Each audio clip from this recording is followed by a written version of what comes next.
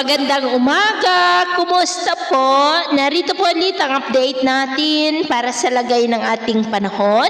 Ngayong umaga po ng January 15, 2026. Sa ngayon po ay patuloy pa rin natin na binabantayan ang Bagyong Ada na nasa silangan po ngayon ng Surigao del Norte.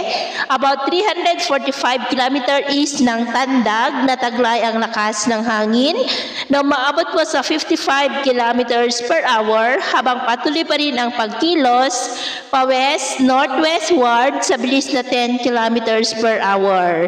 Hindi naman po yan inaasahan na magiging malakas na bagyo, posible na hanggang sa wind signal number 2 lamang ang pinakamataas na wind signal at hindi rin nakitaan na tatawid sa ating kalupaan, posible ito na lilihis pero asahan pa rin natin na magpapaulan lalo na sa may Caraga, Eastern Visayas, maging sa may Central Visayas at Bicol Region hanggang po sa weekend. Pero asahan pa rin natin na maaari pa na magbago ang forecast na ito.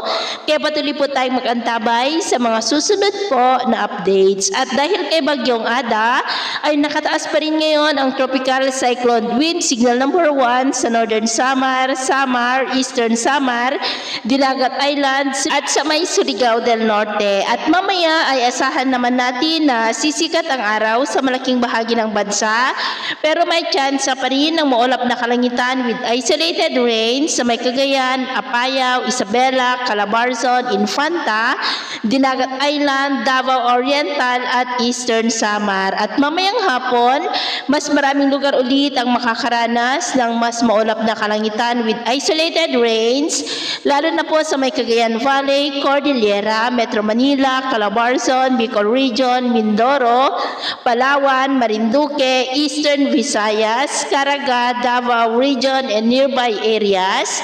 Kaya mag-ingat po tayo sa mga banta ng mga pagbaha at pagguho ng lupa.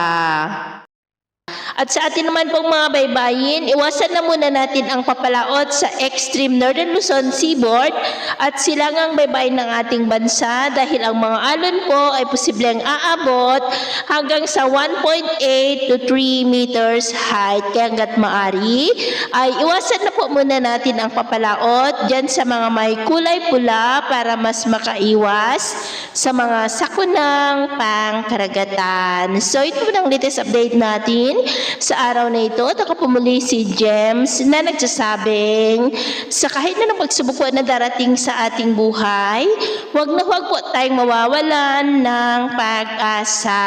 Thank you and God bless!